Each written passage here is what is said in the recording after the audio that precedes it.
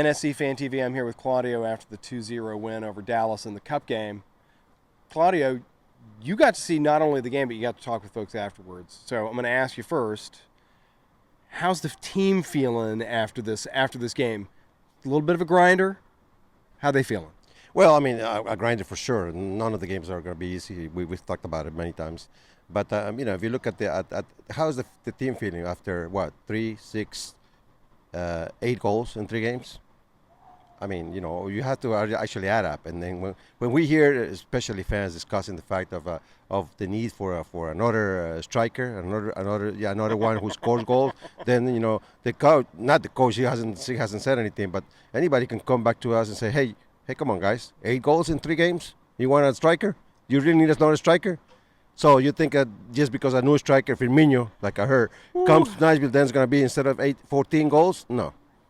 So, you have to be... Okay, so a little bit of realism. I appreciate this. Like bringing the real in here. So so us talking about strikers, and this is still sort of dreaming. Like this is like children dreaming of Christmas. Of course. So in terms of the quality that we saw in the back, another 0 against a team with some really high quality players in the front. Well, I mean, and that's one of the things that always worried everybody. About what happens, like in that game that Zimmerman got injured, and then there was nobody to come in, and then nobody would say, well, the coach, they were criticizing him because he went out and started and got Luke, remember? Yeah. They would say, what do you mean getting another defender? We need a striker. Again, the same conversation.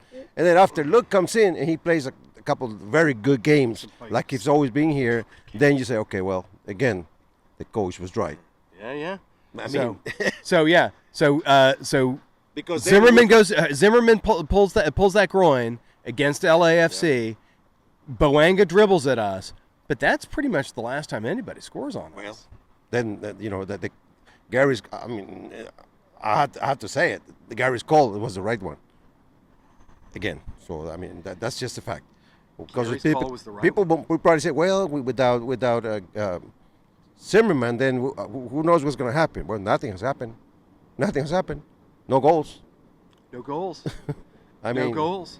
Panico's got 2 games in 0. 2 zeros. 2 zeros. I mean, so and the team is on the 16th already. I mean, the next. Stars. So it really comes into how big the team has got in those players that come in as a substitutes and really set a line that is making harder for Gary to choose who starts the next game, and that's really nice. That's really nice. That's right. Making it hard on the coach to choose the first team. I like this idea. I mean, really, honestly, let's say this, Scott. How many of us would have thought? How long ago was Randall injured? I mean, when was this injured? When was that? I'm not even remembering. Well, where are we all worried? What are we going to do without him? Yeah. Well, I mean, I'm very happy. I'm his friend, first of all, foremost, that he's back. He played 45 minutes today. But really, the team has accomplished something that is very difficult on a soccer or a football or any sport, that the bench comes in and say, I'm here. And we talked about it, didn't we? We said somebody has to come and say, I am here. I'm here.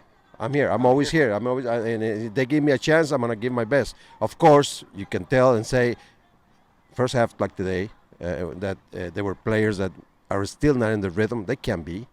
They haven't played much. But still, they gave everything they have. Even Zubak. I mean, we haven't said here, and I'm not going to say that Zubak has got any perfect games. But the way he fights, the way he goes for it, the way he keeps the defenders busy on the back, pressures him like crazy, that's part of the game that the people sometimes don't see. They want to see him score. He is the first one that wants to score. Of course.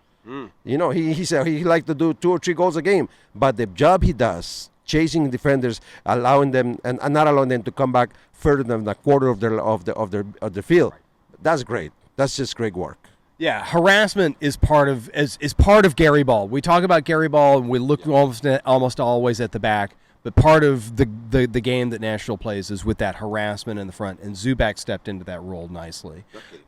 So now a question about Jacob Schaffelberg. Running, looking great, taking an elbow to the face. What do you think? What do you think going forward for him? Is he going to play in the middle for us? Or we're going to still play him outside. I think that would be a mistake to play him anywhere else. Yeah. Yeah, I mean, even though defenders and coaches around the league, especially in the East Conference, which is where Nashville plays, knows that that's coming to him. They haven't found any answers to it. No. They just can't. They just can't stop him. They can't stop Fafa either.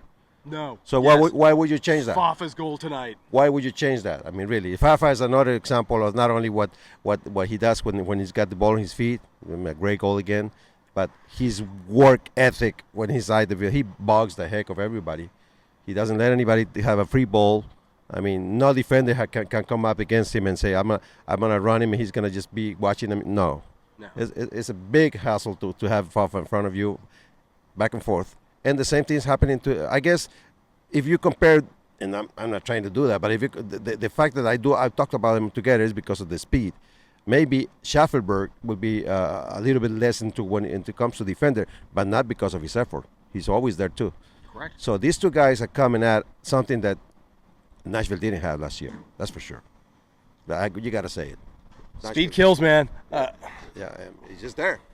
So what are you expecting over the weekend? We're going away at DC. Well, it's always difficult. DC is playing well. It's a good team. It's always been a good team. One of the elite teams in the league. I mean, a lot of stars on that jerseys. No kidding. I mean, that's going to be a very difficult game. And people will say, well, we just won 3. We can win another one. Sure, but that's not given. That's not given. You have to go there against a good team. I'm not sure how good the field is.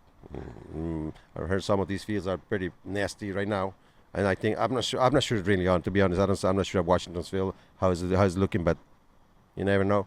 And when you come from playing with this nice, I mean, pool table here, and go to those fields, sometimes the team doesn't. If Nashville needs to practice on some bumpy grass, come over and play on my backyard. It's at a slope. It's got some bumps. There's some dandelions and things like that. Come and practice in my backyard. There's some crows that'll also visit you. Hopefully, Audi Field, is that what his name? In Washington, it's not like that, but you know, that's not an excuse. Sometimes it happens, but the main thing is that as difficult as Nashville is to score against, then Washington's going to have their fans full also.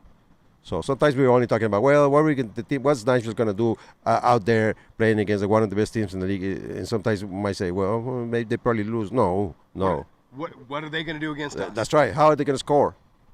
What do they have? They have they have good players. They don't have a Wayne Rooney. They don't have a Ronaldo. They don't have Messi. They have a Wayne Rooney at 45. Well, that's just the coach. But that the coach.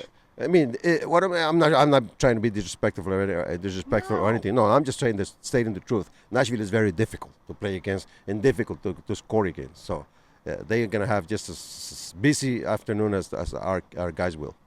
All right, Claudio. Thanks, my sir. Thanks, sir. All right. But still, Drew. Oh, no better. We better not talk about it. Okay. So.